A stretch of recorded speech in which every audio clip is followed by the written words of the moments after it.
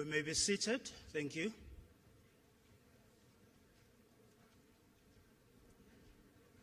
Your Excellencies, heads of states and government from the Brics member states, the honorable ministers present from Brics member states, ladies and gentlemen of the media, welcome to this session, the session that will present the Johannesburg Declaration of the 15th Brics Summit. President Ramaphosa will, as chair of the summit and of Brics, will kick off with the opening statements, and thereafter the President will invite his counterparts and colleagues from the Brics member states to also present their statement. I'd like to now invite President Ramaphosa to kick us off with the media statement. Mr. President. Thank you, Program Director, Your Excellencies, and various guests who are here with us, members of the media, and leaders of various organizations. It is a pleasure to present to you two matters. The first is to inform and advise you that the Brics leaders in the 15th Brics Summit have over the past 2 days had occasion to have discussions both in a retreat form as well as in a proper official summit. And in the course of those discussions, have reached a conclusion to adopt the Johannesburg II Declaration. It's a declaration that encompasses and covers the various issues that the leaders had to decide on. These matters have been in discussion for over a year in various iterations and meetings, being prepared by our Sherpas and ministers in various meetings. And in the end, the declaration has now been adopted as Declaration 2, Johannesburg Declaration 2, and is adopted.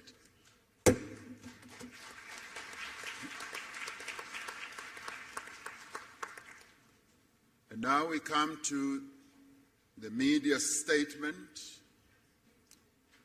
which I will read out, and thereafter each one of the Brics leaders will make a statement. We have successfully concluded the 15th Brics Summit yesterday. It is the first Brics Summit to be hosted in person since COVID-19 pandemic and the subsequent global travel restrictions. Leading up to the summit, there was a wide-ranging Brics business forum attended by some 1,500 business people from Brics countries as well as from other countries from around the globe. This business forum was aimed at attracting investment, promoting collaboration, and showcasing opportunities within South Africa, the African continent, and indeed Brics countries as well. We had an opportunity to receive a report from the President of the New Development Bank, Dilma Rousseff, on the vision and the role of the bank and the role that it intends to play to support infrastructure and sustainable development in Africa and in the Global South. We celebrated the 10th anniversary of the establishment of the Brics Business Council and welcome their report and the subsequent recommendations that they made to the leaders. We also welcomed the work of the BRICS Women's Business Alliance in their first in-person engagement with the BRICS leaders. We particularly welcomed the participation of youth representatives in the summit. We endorsed our expectations for the BRICS economic partnership to generate tangible benefits for our communities and deliver viable solutions for common challenges faced by the Global South. We shared our vision of BRICS as a champion of the needs and concerns of the peoples of the Global South. These include the need for beneficial economic growth, sustainable development, and the reform of multilateral systems. We reiterate our commitment to inclusive multilateralism and upholding international law, including the purposes and principles enshrined in the United Nations Charter. We are concerned about ongoing conflicts in many parts of the world. We stress our commitment to the peaceful resolution of differences and disputes through dialogue and inclusive consultation. The summit noted that an unbalanced recovery from the hardships of COVID-19 pandemic is exacerbating inequality across the world.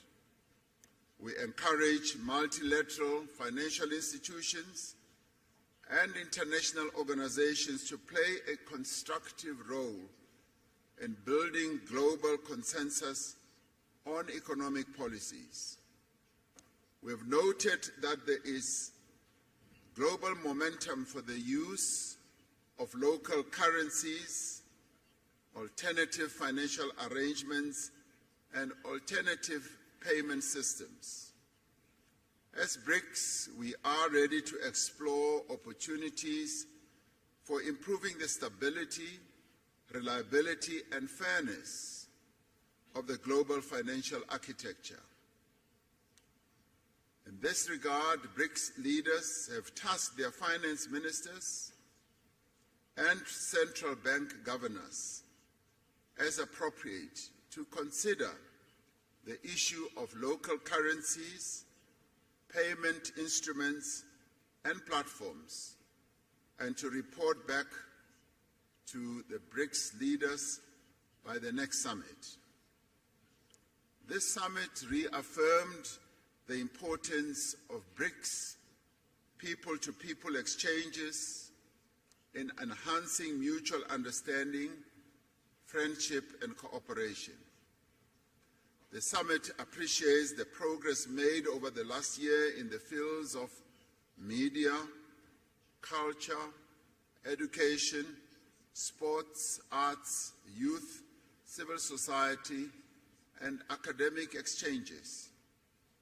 We adopted the Johannesburg II Declaration, which reflects key BRICS messages on matters of global economic, financial, and political importance. It demonstrates the shared values and common interests that underlie our mutual beneficial cooperation as the 5 BRICS countries. BRICS itself is a diverse group of nations. It is an equal partnership of countries that have differing views but have a shared vision for a better world. As the 5 BRICS countries, we have reached agreement on the guiding principles, standards, criteria, and procedures of the BRICS expansion process, which has been in discussion for quite a while. We have consensus on the first phase of this expansion process, and other phases will follow. we have decided to invite the Argentine Republic, the Arab Republic of Egypt, the Federal Democratic Republic of Ethiopia, the Islamic Republic of Iran, the Kingdom of Saudi Arabia, and the United Arab Emirates to become full members of BRICS. The membership will take effect from the 1st of January 2024.